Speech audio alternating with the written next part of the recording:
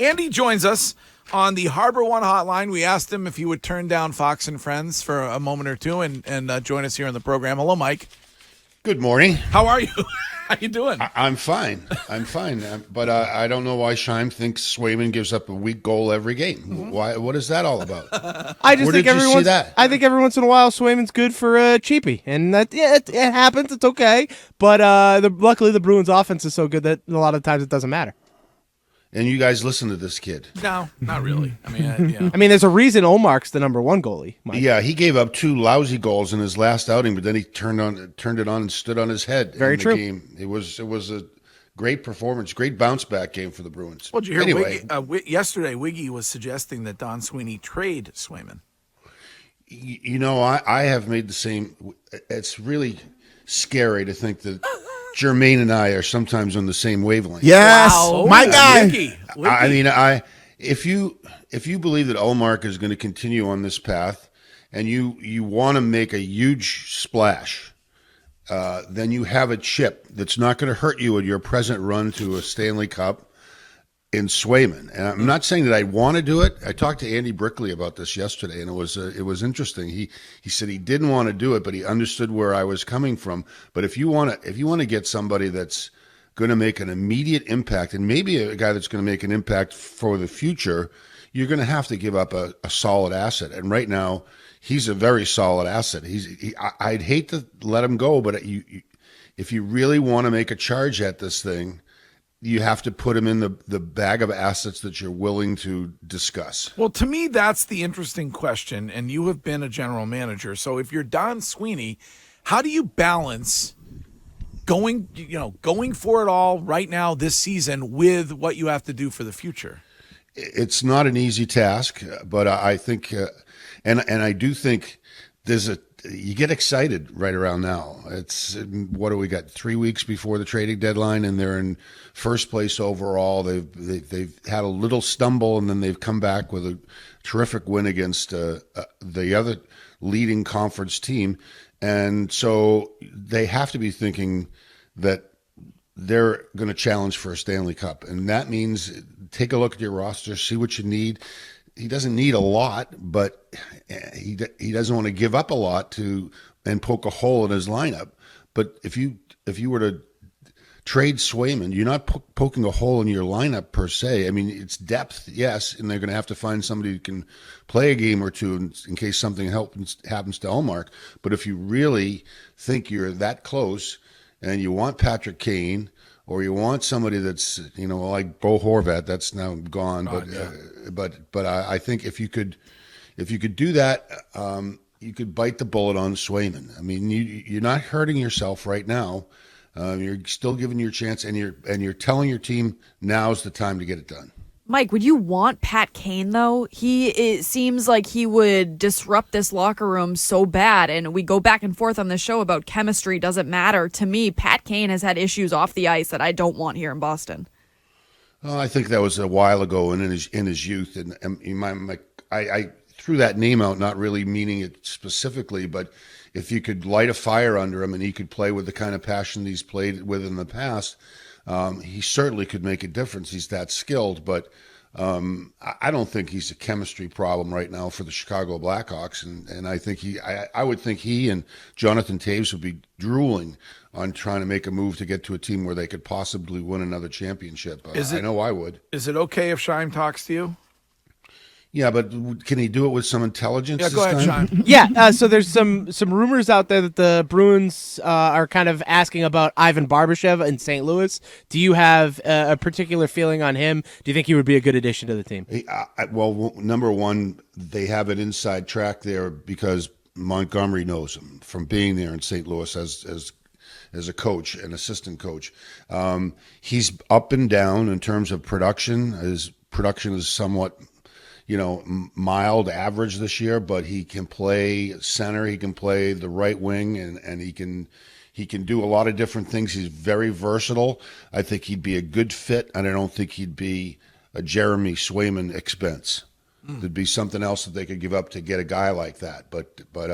So yeah, I think very definitely, and the name has popped up several times that he's in the mix for the Bruins, and Sweeney's been inquiring about him, and I don't blame him. And and I really feel like there's going to be something that happens here because I've heard too much the Bruins being involved with conversations, whether it's Swayman, whether it's Barbashev or the Gavrosky from Columbus or Shen from Vancouver. That keeps coming up. It looks like he's turning over every stone trying to make a decent deal. What in your mind, besides the obvious Bergeron or Marchand or whatever, who anybody else that's untouchable? McAvoy, right? McAvoy, Lindstrom. Zaka? Pasternak. I really, you've heard me talk down about him, and I have to eat some words here. This guy has been playing some incredible hockey, and I realized in watching him in the last game that he had some really good wheels. I know he was always okay with skating, but he really broke free on the game-tying goal the other night in Dallas, and he's been very consistent in his performance. It's not overwhelming. I don't think he's an elite level, but looks like he could be a legitimate top 6 forward for the Bruins for a long time. Mike, I think the locker room chemistry thing is low-hanging fruit, and I look at when you look at this team, they're in a position where they are so good and they are right there, and you have to do everything in your power to win a championship, and because you don't know what's going to happen with Krejci, and you don't know what's going to happen with Bergeron next year.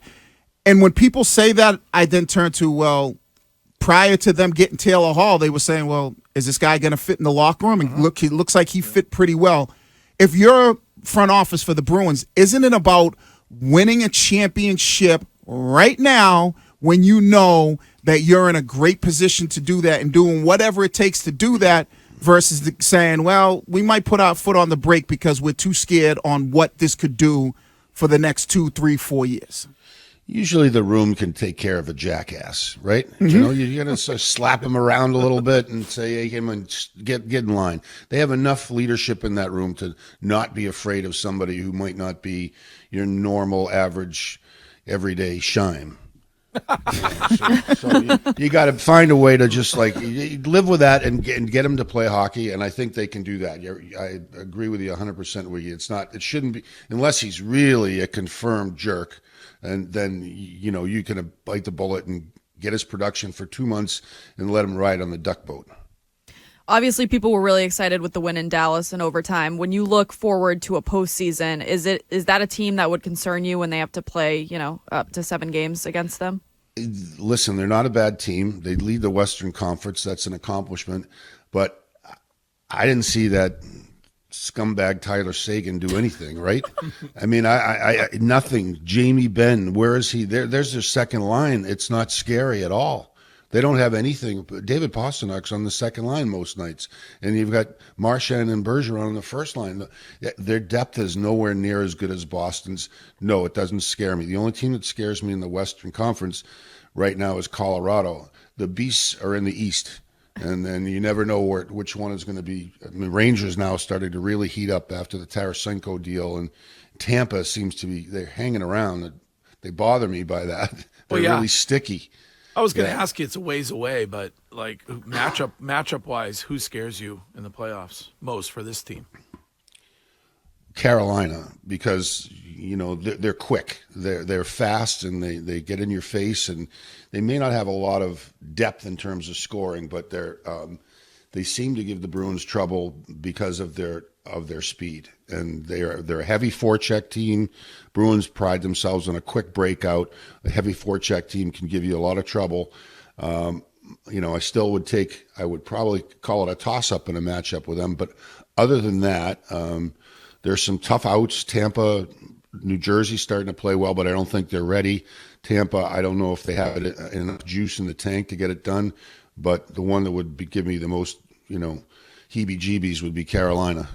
Since you and Wiggy were simpatico when it comes to trading Swayman. Yeah, just leave it at that particular aspect of my life and Wiggy. I don't really want to talk about Wiggy going to Curtis's house and filming some porno video and saying there was a really good idea. Well, trying to help my brother out. It would. I'm still scarred. I was going to ask for your thoughts on the Super Bowl halftime show.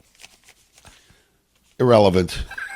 It's just totally Bingo. irrelevant. You were just setting him up. Me and Mike, great minds think alike. Hey, Mike, I and honestly, fools seldom differ. That's right. we've been talking about this briefly, and you're a guy that would have a pretty good expertise in this, considering your time in the front office of one of the professional leagues. There is a story out today. One of the former heads of ESPN is saying the NFL could charge $250 for people to watch the Super Bowl at home. Was there ever any discussion of pay-per-view stuff in the NHL, and do you think that is something that is part of our future with the cord cutting going on and how we view games? Well, I mean, ESPN is pay-per-view, right? Basically, I mean, you have to charge somebody for a subscription, and I don't know how the things work out in that business, but it wouldn't surprise me at all. It's all about the money. It's not about the nice fan experience. I mean, you're selling a product, and if they can get $250 for a Super Bowl game, and yes, I would pay it, especially if it was a team that I liked was involved. I would pay it, but I mean, it's gonna choke some people to have that happen, and they make enough strictly on their sponsorships and commercials of a Super Bowl to make it sort of offensive to ask for a pay-per-view amount. I mean, what did they get for a commercial this year for a minute? Like, was it 7 million, 8 million? It was obscene, yeah, something How like many that. people just purely on Obscene, like your home video. Oh God! but just like purely on a financial basis, how many people would be shut out of an opportunity to watch the Super Bowl? A lot. $250, a lot of people. Does the NFL really want to do that? No. I don't know if they do or not, but I mean, I think they could get away with it maybe at a little lower price point, but it would. I mean, all of you watch the Super Bowl, right? Mm-hmm. Okay, if it was $50, would you do it? I mean, yeah, I'd do it for sure. For a single ticket for the Bruins Ottawa Senators game on February 20th, not resale, just how Ticketmaster and the Bruins charge, including fees, is $297 in balcony 307. 20 rows up in the balcony. So $297 that doesn't include parking or dinner or beer to go see a regular season game in the nosebleeds, but they're not going to spend $250 for their whole house to watch the Super Bowl. What was the opponent for the Bruins? The Ottawa Senators on February. Oh my God! 20th. I'd rather get hit by a truck. But it's sold out. There's one seat available. That's a Jacobs Brothers special. But there's only one seat in the whole section that's available. Kurt, I'm not talking about you. Like, people, there are going to be people around the country who are unable to. They're not going to do it. That's why, Mike, if the business model is simple, and I was trying to explain this to Courtney off air, it's the approach that the OnlyFans people are taking now. They feel like the more eyes that come to my page for free will then pay for other things down the road. That's what the NFL wants. The NFL wants more eyeballs because they know more eyeballs means more money. You don't want to shut people out because unless you're a diehard fan of that team, you're not spending $250. I'm not to watch Kansas City and Philly. Mike Milbury, big OnlyFans guy. Right. Mm-hmm. So if you are going to have an OnlyFans page, do it for free. Yeah. And then get your money elsewhere. Well, I mean, listen, they're gonna scratch and claw for every nickel that they can get. I mean, because they so need it at the NFL level. But I mean, I don't know if there's any meat to this idea, but if they can swing it, they'll do it, and if they can get people to bite on it. But I'm going to tell you that how many people watch the Super Bowl? 112 or 13 million people. Yep. Mm-hmm. Ridiculous number of people, and they all went out and bought wings and burgers and had a fest of alcohol, and they're going to want to have it's a party day. It's an official American holiday party, and people want to have it, and they want to be part of it. Will it cost them a few extra bucks? Maybe $250 is not the right number, but there's another number there that will work, I think. Yeah. I was interested before he goes to find out what part of Tyler Seguin makes him a scumbag in your mind. I don't know. I've heard a lot of things. I don't know why he was traded exactly, but he's making $10 million a year. It looks like he doesn't want to get touched by anybody. He doesn't want to mess his hair. He doesn't want to. As a hockey player, I find him despicable. I mean, $10 million for that guy, and I look at him and think, does he even care? Does he even want to be part of it? I mean, he's such a disappointment as a player. Second overall pick, anyway. Don't get me started. There are a lot of And stories. why are you listening to Wiggy off the air? He's trying to explain things to you. It's Wiggy. embarrassing. It's impossible not No, to. I'm trying, Mike. I'm trying to give her good business tips. Yeah. I once had a rich person tell me, "Don't step over dollar bills chasing nickels and dimes." I would suggest that he might talk more with the microphone off than he does with it on, if one could believe that. All right, Michael, great to talk to you, and we'll talk to you next week. You got it, guys. See ya.